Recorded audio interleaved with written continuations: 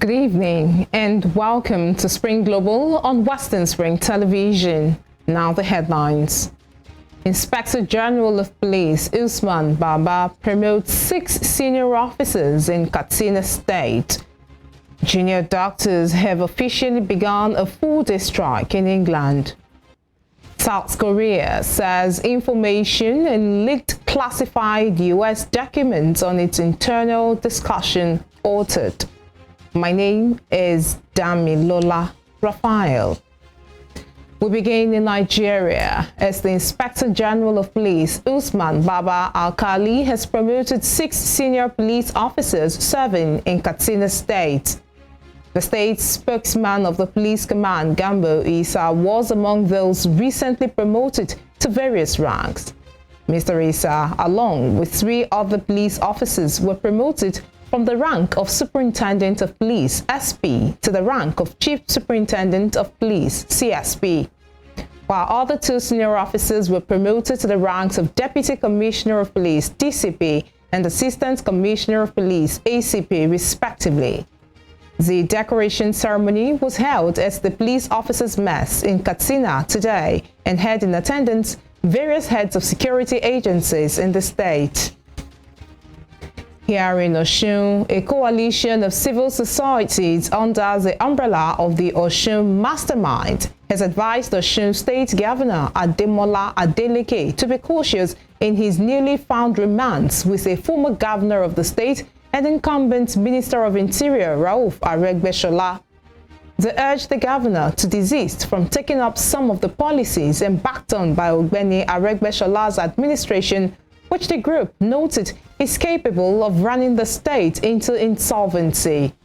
The Osun Masterminds, in its State of the State address for April, read by its executive director, Wasiu Oyedokun Ali, describes the Ido-Osun Airport project and Okmoimo Tablet of Knowledge project of the Aregbesola government as quite elephant endeavors, thus the present administration must exercise restraint in continuing.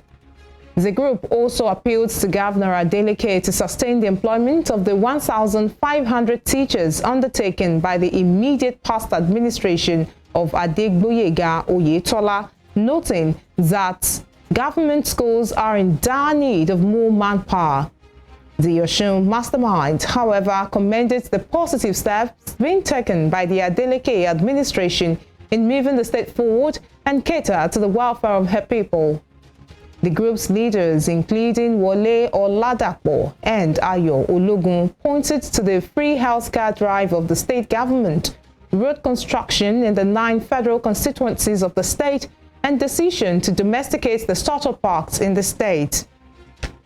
While commenting on the upsurge of kidnappings, killings, and crime in Osun State, the Osun Masterminds urged Governor Adeleke to engage all security agencies in the state, including the state-owned Amotekun Corps, and work out new modalities with them that will ensure the security of lives and properties.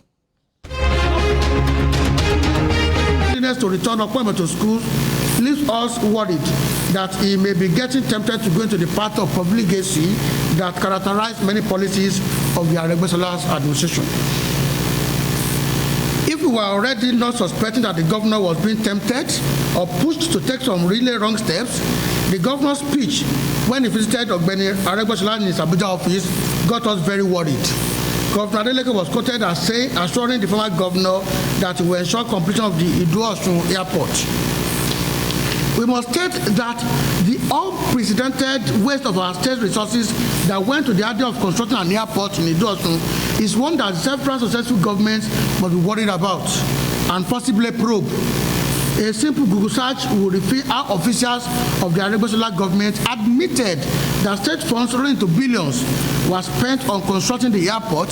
Today we find nothing of worth on ground. We advise the governor to exercise serious restraints with his statement in support of any past policy in Osun. We are aware that he may have built some political friendship with the Aregbesola political tendency, but he must not allow himself be used to drag Osun back into an era of financial recklessness and undertaking of white elephant projects that will push Osun back into insolvency. conference, one thing we have made clear is the reinstatement of the recruited teachers. Ditto for the recruited health workers, because we saw that even in the health centers, they don't have manpower. And the last administration, though at the twilight, also recruited as the recruited teachers staff for those health centers that have also now been disengaged. So it is important that if indeed the governor will claim to love the people, revitalization of, we're not talking about repainting or building, revitalization of the primary health sector becomes a key driver for performance in how the governor will be rated in the area of health sector. So what we have done is not to say don't do this other one. That there is no government, no matter how irresponsible, that will not achieve something meaningful in its lifespan. Even if the administration lasts 72 hours, there will be something that government will do right. So there's no way you can throw the child away with the bathwater and say that an administration of 100 days or 4 years has not done anything meaningful. No matter how responsible that government is, it will do something that will be in the interest of the people. We must not lose, and the issue of borehole has always been an issue that hardly can 24 hours pass and somebody will not raise it. And the question we keep asking the retinue of media aides of the incumbent administration is, the first sign of responsibility for any government is accountability. If you had made the release before now that you are going to sink over 300 boreholes in different parts of the state, courtesy and sense of accountability demands that you give us a rundown of the location of those boreholes. I've had the spokesperson to the governor say journalists should go and investigate. To me, it is Bangladesh. It is not the duty of the journalists to do the duty of the spokesperson of the government. If you have said outside Nigeria, United Nations Chief Antonio Guterres has said the people of Somalia are the greatest victims of climate change despite not contributing to it. Mr. Guterres made this known in a press conference with Somalian presidents during his visit to the East African nation. Mr. Guterres called for massive international support at the start of a visit to the country, which is in the midst of a severe drought. He noted that nearly 5 million people are experiencing high levels of acute food insecurity, with rising prices making matters worse. The UN has launched a multi-billion-dollar appeal for Somalia, where millions are facing famine. And I'm also here to ring the alarm on the need of massive international support. Massive international support because of the humanitarian difficulties the country is facing, massive humanitarian support in relation to the build-up of a security capacity in Somalia, and massive humanitarian support in stabilization and development of the country. Somalia is experiencing its worst series of 5 years of drought in recorded history. And I hope that the rain that is coming will persist and will help address the very challenging situation that was created in the country by droughts. And although Somalis make virtually no contribution to climate change, as a matter of fact, Somalia contributes with 0.003% to the emissions that cause climate change. Although Somalia make virtually no contribution to climate change, the Somalis are among the greatest victims. In the United Kingdom, junior doctors have officially begun a full-day strike in England. The industrial action, which is due to last until Saturday morning, started at about 7 a.m. local time. This comes as government insists there will be no pay talks with the union unless junior doctors abandon their starting position of a 35% rise and call off the strikes. UK Health Minister Steve Barclay said the union demands for a 35% pay rise for junior doctors were not fair or reasonable. He also said the timing of the strike was regrettable and accused the British Medical Association, BMA, of putting patients at greater risk with the latest action. However, the BMA Council Deputy Chair and junior doctor, Dr. Emma Ranswick, defended the union's position, adding that it was open to talk, but the government's preconditions are getting in the way. We have been asking Steve Barclay to put forward a credible offer for months and months and months.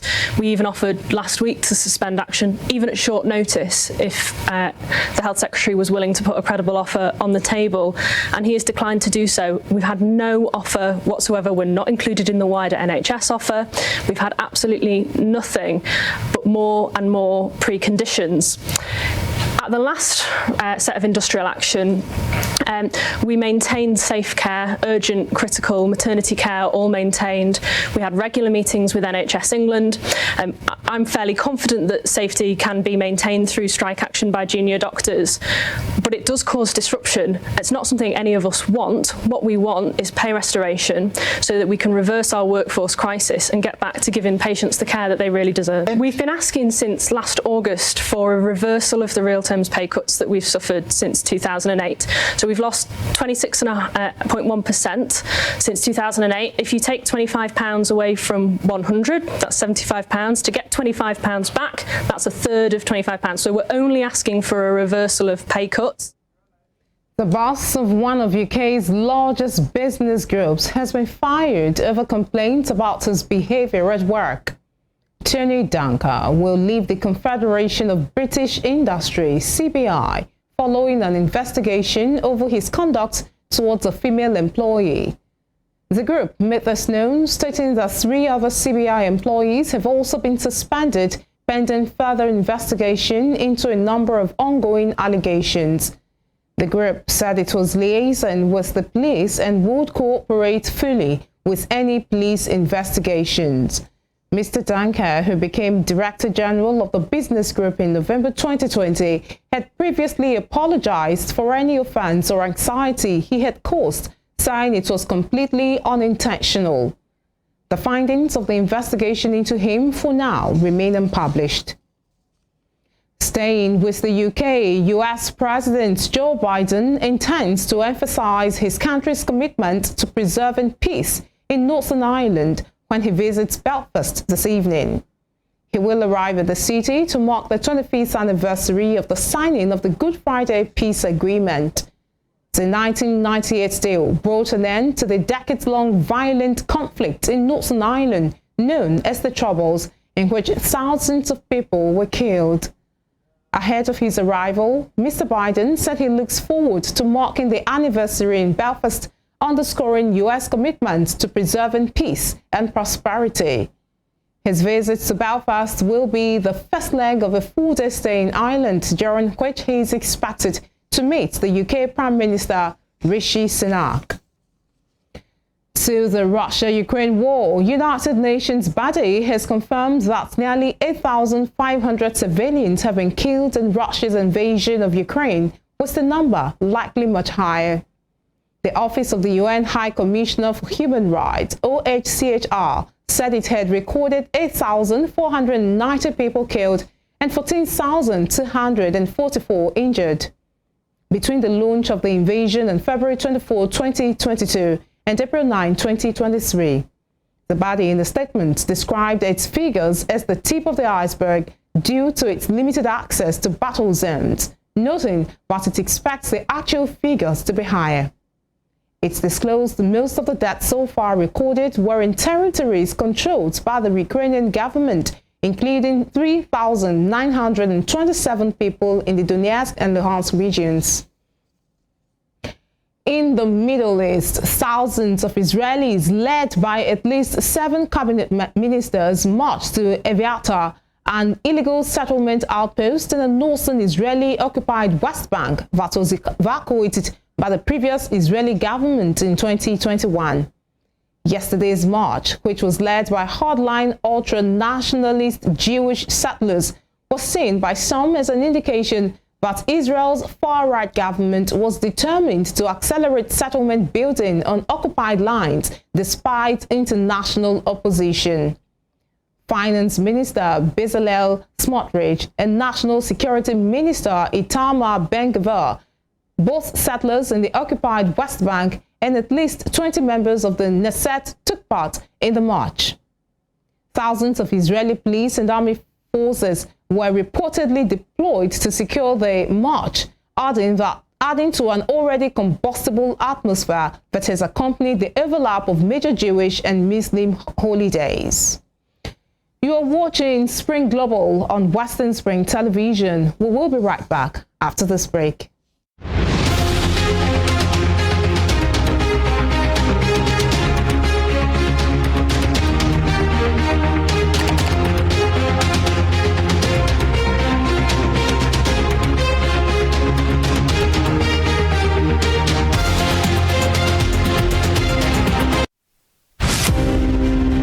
It was a Euro-American trade in slaves by which 12.5 million Africans were captured from their indigenous homelands and transported via the Atlantic to Europe and the Americas. The transatlantic slave, also known as triangular trade, was the worst form of man's inhumanity to man and the most costly in human life of all long-distance global migrations. Hundreds of Africans chained tightly to plank beds in the belly of slave ships in horrific conditions were transported via the Atlantic and stripped of all human dignity on arrival in Europe and America. It is the greatest crime the Caucasians committed against the black race. It is impossible to discuss the transatlantic slave trade without a copious reference to impoverishment and underdevelopment of Africa and its peoples. The triangular trade left the continent in ruins.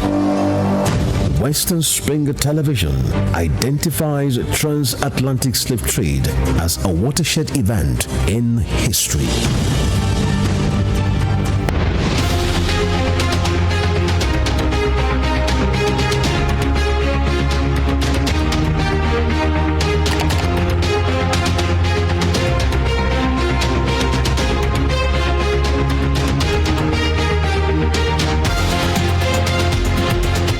Welcome back. Let's continue with more stories. South Korea has said information contained in an alleged leak of highly classified United States documents that appeared to be based on internal discussions among top South Korean security officials wasn't true and altered.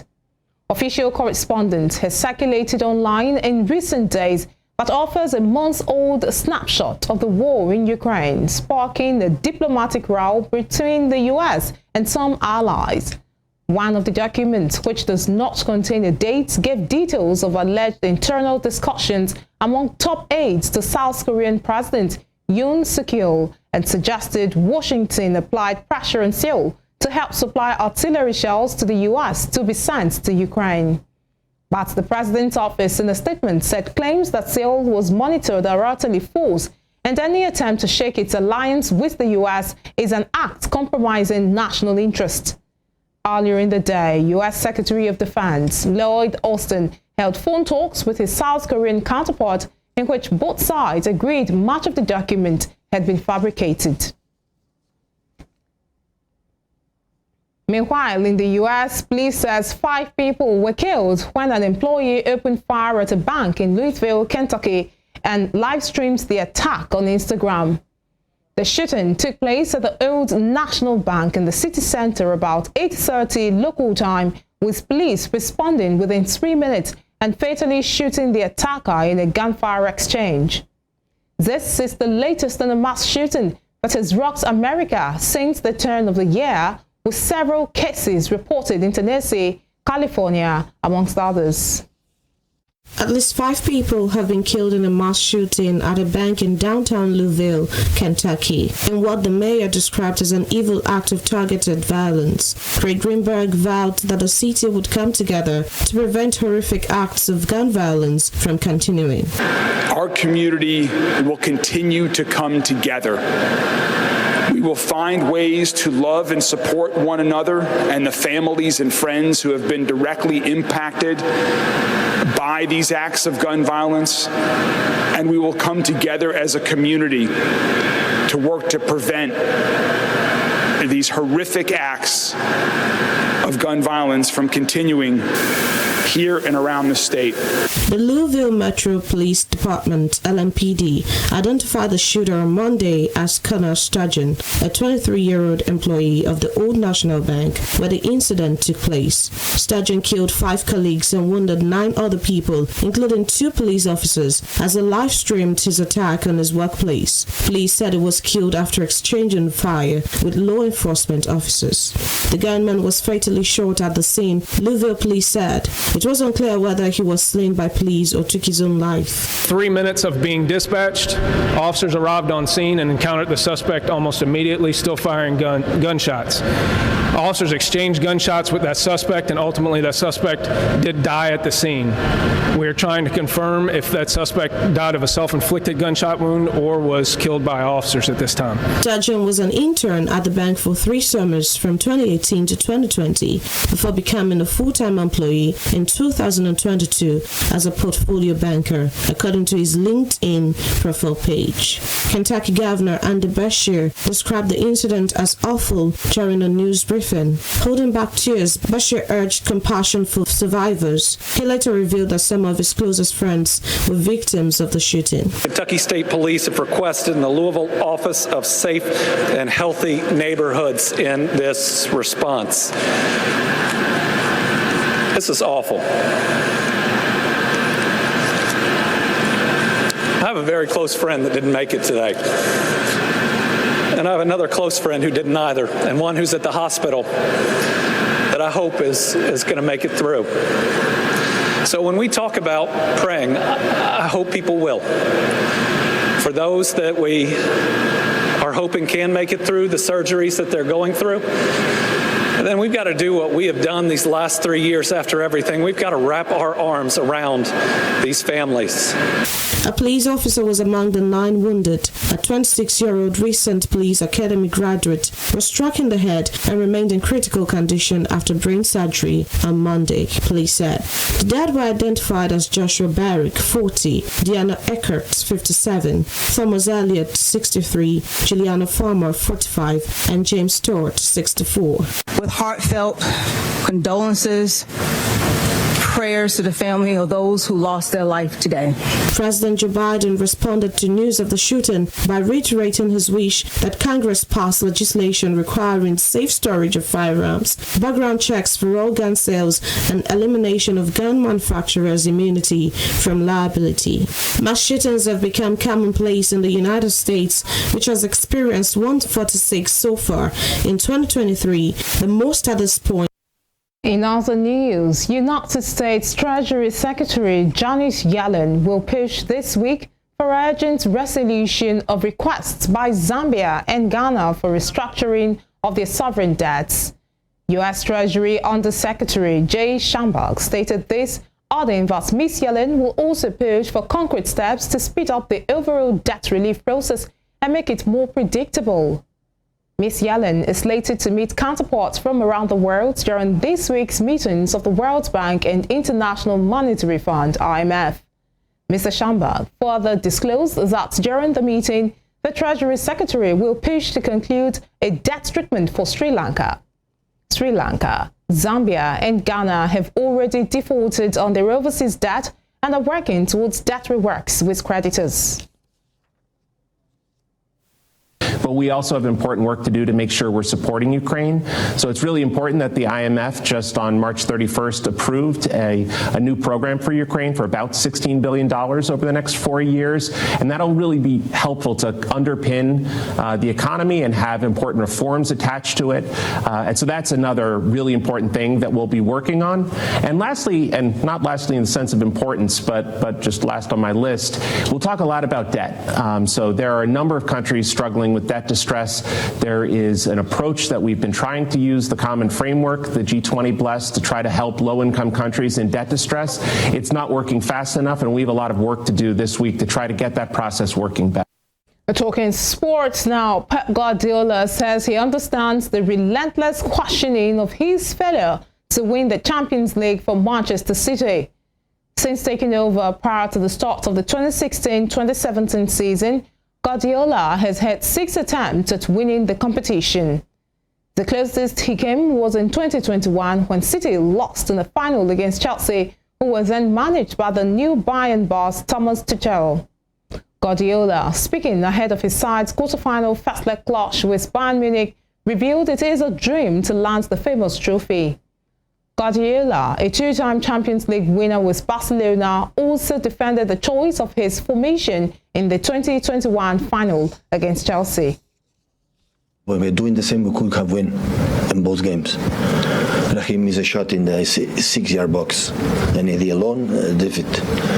So regardless of what we're thinking, it's because we lose. But it's a question about your decisions. What was the decision? I had to take it. And there is plenty of reason why I took that decision. Because that's what I'd like to know.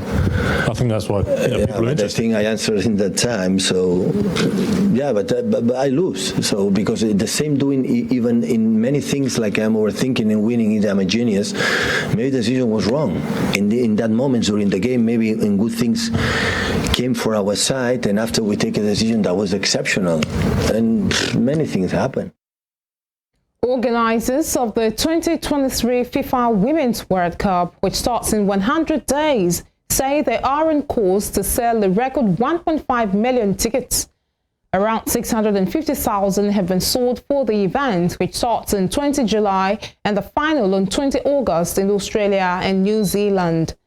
FIFA Secretary General Fatma Samora says the mission of the World Footballing Body is to organize the biggest and best Women's World Cup in history. As well as targeting 1.5 million ticket sales, organizers predict the month-long tournament will attract a global television audience of 2 billion viewers. And before we end Spring Global, here is a recap of our top stories. The Inspector General of Police, Usman Baba Alkali, has promoted 6 senior police officers serving in Katsina State. Junior doctors have officially begun a full-day strike in England. South Korea says information contained in an alleged leak of highly classified United States documents that appear to be based on internal discussions among top South Korean security officials wasn't true and altered. You can follow us on our social media handles on Facebook, Instagram, and Twitter at Western Spring Television. You can also watch us live on our YouTube channel at Western Spring Television. Thanks indeed for watching the news. I am Damilola Raphael. Good evening.